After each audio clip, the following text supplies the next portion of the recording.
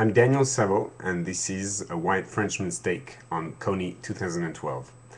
I'm a man, I'm white, I'm French, and I teach English. This makes me a white Frenchman who teaches English, but this does not mean all men would agree with me, nor all white men, nor all white Frenchmen, nor all white Frenchmen who teach English. I think you get my point. This is my take on the Kony 2012 campaign. My attention to this campaign was brought by an American writer, a very good American writer, who happens to be black and who happens to be also Nigerian. I read his tweets on life in Lagos because I loved his novel, and I also love his tweets. They're witty, ironic, sad and funny at the same time. I don't think one can understand Teju Cole's 7 tweets entitled The White Savior Industrial Complex about the Kony 2012 campaign outside of his project on Lagos that he calls Small Fates, inspired by the French faits divers. As he explains in his article in The Atlantic, he's a novelist. He's interested in subtleties, and his goal in writing is to leave the reader not knowing what to think. He does not want you to think like him. He wants to make you think. Not that you wouldn't think without him. He wants to provoke a thought in you that might not have a reason otherwise. Nothing wrong with that. For people to call him a racist because he uses the expression white savior is a clearly short-sighted, though understandable, reaction. Remember, he deals in subtleties. He wants to provoke thought, and he did. One of his goals, I think, is to use language that has been banished for too long in America. He denounces what he calls policed language, what is generally known as politically correct language. Is it racist to use the word white or black? Is it racist to make a generalization? Of course, not every white person suffers from a white savior complex. Most of us are too selfish to even care or do something. The white man's burden has been around for a while and is clearly wrong, but doing nothing is not much better. I have not suffered much from racism, but I imagine Teju Cole and most blacks, Hispanics and Asians in America have suffered from a very vicious kind of racism. The one that is latent, underlying, concealed behind policed words. How many Asians have been asked, "Where are you from?" And to the answer, New Jersey or California, the automatic response would be, "No, but where are you really from?" Or being an art historian, I'm sure Teju Cole has heard more than once a surprised voice saying, "Oh, you're an art historian. You must specialize in African art." And to his answer, "No, I specialize in Flemish Renaissance." His interlocutor would remain speechless, as if it were utterly impossible. What is the link with Kony 2012, you may ask? The link is underlying. It is latent. Kony 2012 is not directly about race, but it is also about race. In the aftermath of the murder of Trayvon Martin, Reniqua Allen, in a Washington Post column, explains in a light tone how Obama, being the first black president, has made it even harder to talk about race in America. Since anyone can counter, "How can Americans be so racist? Look at our president." What Jason Russell did in his Kony 2012 campaign cannot be understood or analyzed without putting it in the context of American history, and more precisely, American foreign policy. Teju Cole's 7 tweets may be harsh, but they definitely say something about American history of neocolonialism.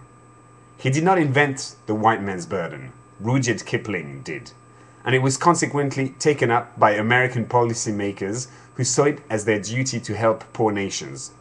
Or rather, it was taken up by a few imperialists who thought it would be a good justification to invade a few countries.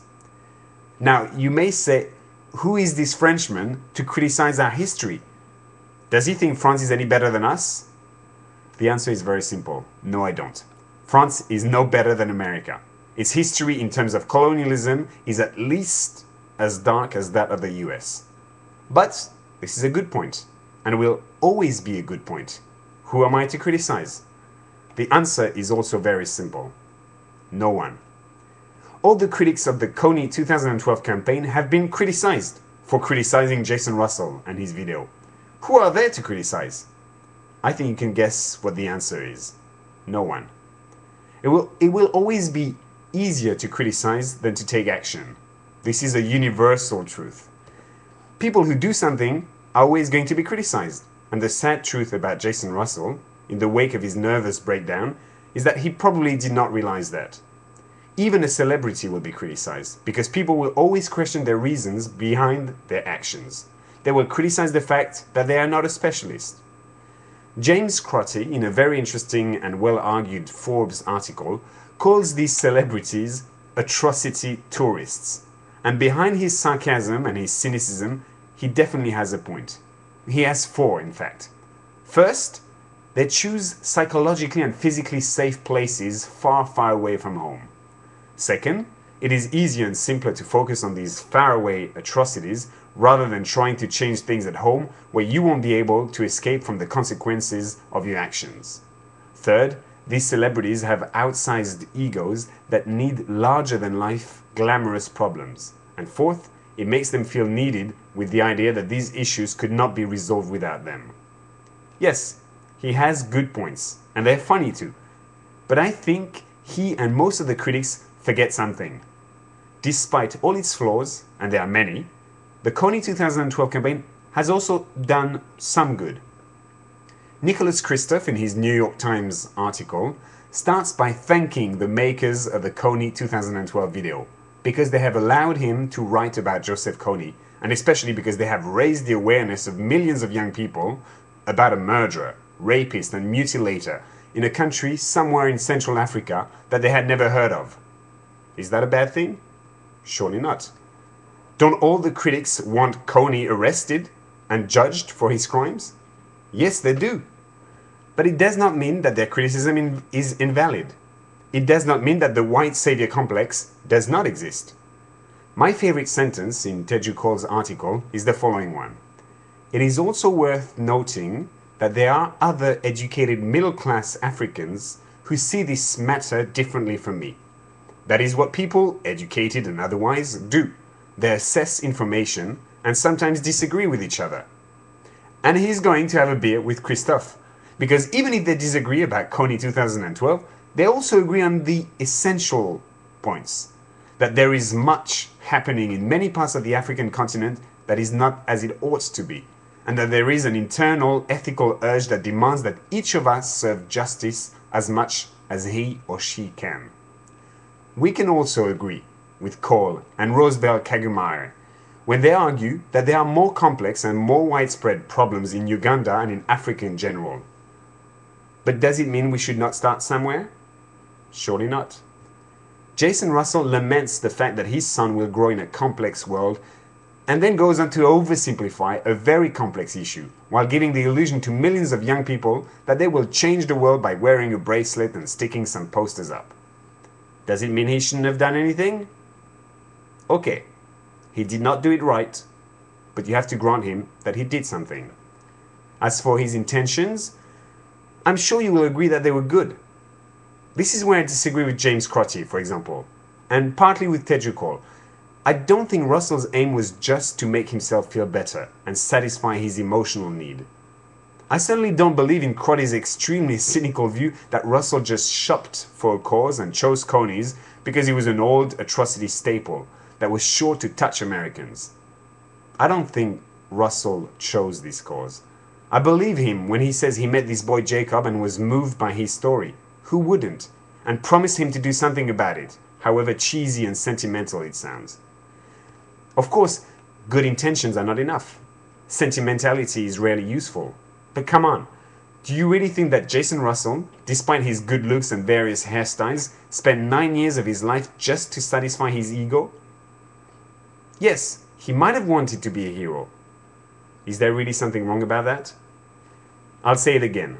Crotty has a lot of good points, including the fact that Russell is a skilled manipulator and that the atrocity tourist is going to be particularly moved by the sad fate of these poor children. His article is clever and funny. So are Teju Cole's tweets. I love them. But I just don't agree entirely with them. And I'm sure he would be fine with that. In that respect, Ghanaian-American blogger Malaka Geke Grant's reaction is very interesting, as it is at the opposite spectrum from most African commentators I have heard on the subject or read. She finds Teju Cole's tweets witty and well thought out, but she takes exception at his conceptualization of the white savior complex. She explains that she's sick of, I quote, all these Africans sitting at home behind their laptops and their Blackberries, carrying on about how white people will not leave them to their own devices. She's also making a wide generalization that could easily be refuted or even called racist. She goes on to say that they care, yes, but they simply don't care enough. And she wonders why an African did not try to raise awareness about Joseph Kony before Jason Russell did. Again, she has a point. And her point is the same as Kristof's.